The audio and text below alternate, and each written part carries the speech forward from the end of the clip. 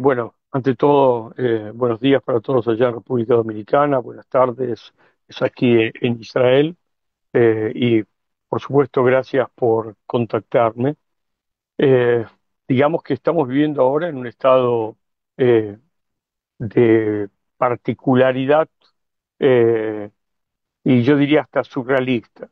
Sí, este surrealismo lo puedo describir en el hecho de que primeramente sí, hay limitaciones para salir al trabajo, para que los niños puedan ir a la escuela.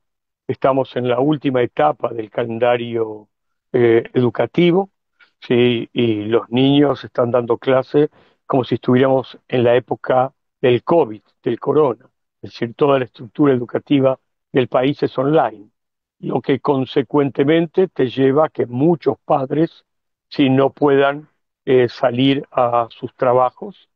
Eh, Además de ello, en este momento no está permitido aquí en Israel que puedan reunirse más de 30 personas en un mismo lugar. A todo eso hay que sumarle que si uno sale a la calle tiene que estar muy atento al sistema de alarmas, de alertas, ya que cuando suena una alerta, inmediatamente hay que llegar al refugio más próximo que uno encuentra. No es un país uniforme en cuanto a sus ideas. La democracia israelí, incluso desde el conflicto frente al Hamas el 7 de octubre, sí, cada uno tiene su posición y su mirada al respecto del conflicto, pero en este caso, cuando se trata de Irán, lo que aquí definimos como la cabeza del pulpo, digamos que es el actor principal que expresa la intención de hacernos desaparecer del mapa. En este caso, uno llamativamente encuentra un consenso generalizado, tanto del oficialismo como de la oposición israelí. Es decir, la gente entiende muy bien que estamos hablando de un conflicto de carácter existencial. Con esto quiero decir que si Israel hubiera estado con las manos cruzadas solamente 2 meses más, si tal vez este enfrentamiento lo tendríamos frente a un país como Irán, sí, o mejor dicho, más que un país, un régimen fundamentalista chiita iraní, sí, ya que contra el pueblo iraní nosotros no tenemos absolutamente nada, el problema es su gobierno y su régimen, como dije recientemente, fundamentalista, sí, estaría hoy con, con capacidad nuclear y capacidad de armamento nuclear, sí, obviamente sí les da la posibilidad a ellos de borrarnos del mapa. Y eso es lo que todo lo que une a la gente básicamente. Y por eso estamos todos de acuerdo. Aquí no se habla de un conflicto que tenga carácter territorial, por ejemplo, que haya algún tipo de disputa por un territorio específico. Acá sencillamente ellos lo dicen en forma totalmente abierta y declarada y no lo dicen ahora, sino ya lo dicen hace decenas de años, sí, que quieren hacer desaparecer a Israel del mapa. Si uno tiene que hablar de la figura de un pulpo, Irán es la cabeza de ese pulpo, sí, que básicamente fue quien orquestó de alguna manera eh, todo el movimiento de sus delfines o aliados, es decir, Hezbollah es una milicia chiita ubicada en el Líbano y que respondía a intereses de Irán. Sí, jamás, por el contrario, son sunitas, ¿sí? Llamemos que religiosamente están en la oposición de los chiitas por su enfrentamiento histórico, ¿sí? Pero tienen un desafío común, que es hacer desaparecer el Estado de Israel. La gran diferencia hoy, al igual que en el caso también de los hutíes, ¿sí? Estamos luchando contra la cabeza del pulpo y no contra sus tentáculos. Sí, cuando el israelí entiende que este conflicto tiene una dimensión totalmente diferente, incluso no solamente de cara al presente, sino de cara hacia el futuro, sí que esto realmente, el poder desinflar por lo menos al régimen iraní, eh, puede llegar a ser que la geopolítica del Medio Oriente, el dibujo del Medio Oriente, sea totalmente diferente.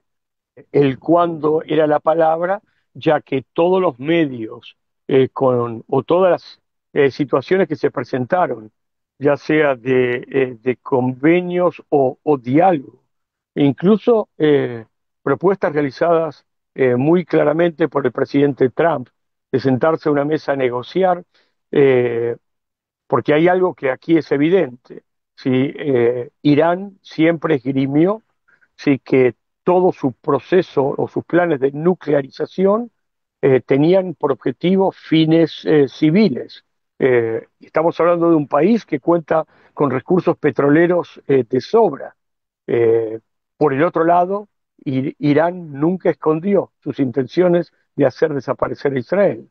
Este uno más uno que uno puede hacer es el peligroso, no el hecho de tener armamento nuclear, por un lado, y por el otro lado, solamente declarar que quiere hacer desaparecer al Estado de Israel. Aquí estamos hablando de una combinación mortífera y que sin duda eh, había que evitarla a como sea. El armamento que posee, sí, Irán, que se la podría definir como una potencia regional, y estos misiles balísticos que podríamos compararlos con grandes monumentos, sí, instalados en medio de plazas de algún país latinoamericano. Obviamente que esto es muy diferente. Eh, Eso por un lado, por su potencia, y por el otro lado, por su alcance, es decir, la cantidad de misiles que ellos disparan hacia cualquier punto del país, sí, también podríamos decir que marca una diferencia. Tal vez aquellas poblaciones que hayan vivido en la frontera con la Franja de Gaza o en la frontera con el Líbano sufrieron mucha intensidad de ataques, sí, pero no con esta potencia de armamentos que realmente también tienen su propia sofisticación, ya que no es solamente el peso de las cabezas eh, que traen los misiles balísticos, sino que también tienen misiles balísticos que tienen la capacidad de partirse y dividirse en partes, lo que hace que el daño sea mucho más distribuido, con mucho más alcance en forma de distribución del impacto.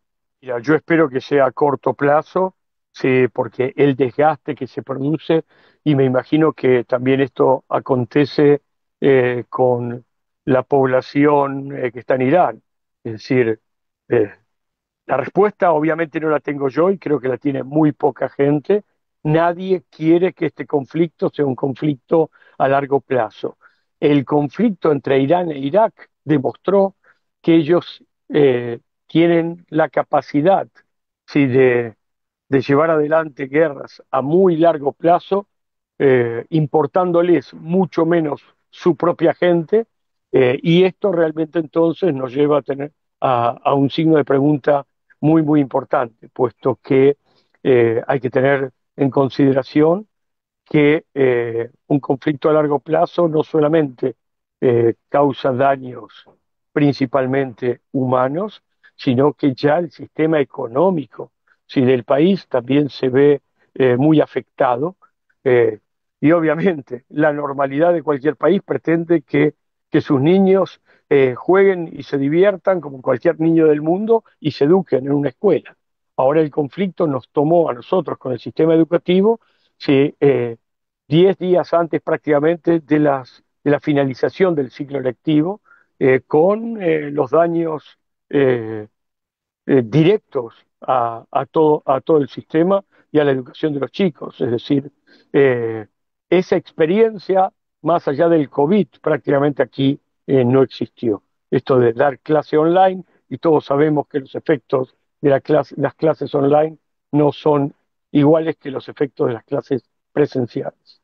En este momento en Israel, sí, hay más, la gente se presenta más o diríamos de alguna otra manera, hay más expertos que gente común. Todo el mundo dice entender. O sea, la información clara al respecto, sí, llega a través de diferentes medios y las opciones están totalmente abiertas.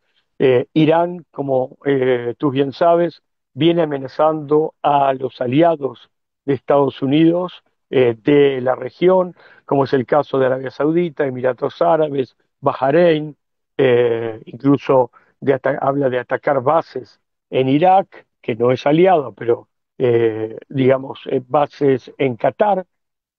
La opción esta, sin lugar a dudas, es una opción válida de ataque para Irán. Primeramente, tienen a estos países que acabo de mencionar a menor distancia que Israel, puesto que siempre hay que remarcar que Israel e Irán no tienen fronteras comunes. Y esto ya de por sí habla de la obsesión iraní con respecto al tema de Israel. Pero sí, sí, la opción esta de que se ataquen bases norteamericanas o intereses de aliados norteamericanos en la región es una opción que puede darse sin lugar a duda. Y ojalá que no se dé, puesto que la guerra podría llevar a la guerra a una escalada importante, por supuesto. Ojalá que la situación mejore pronto y mucho más deseo que esto sea realmente una solución para el Medio Oriente y no solamente una especie de parche o forma de manejar un conflicto que solamente lo estemos retrasando un poco de tiempo. Creo que se lo merecen todos los ciudadanos de la región, sí, de vivir y dejar vivir, que la gente pueda de verdad vivir en paz y que pueda dedicar su tiempo al progreso de sus países y del mundo todo. Un abrazo de verdad muy grande.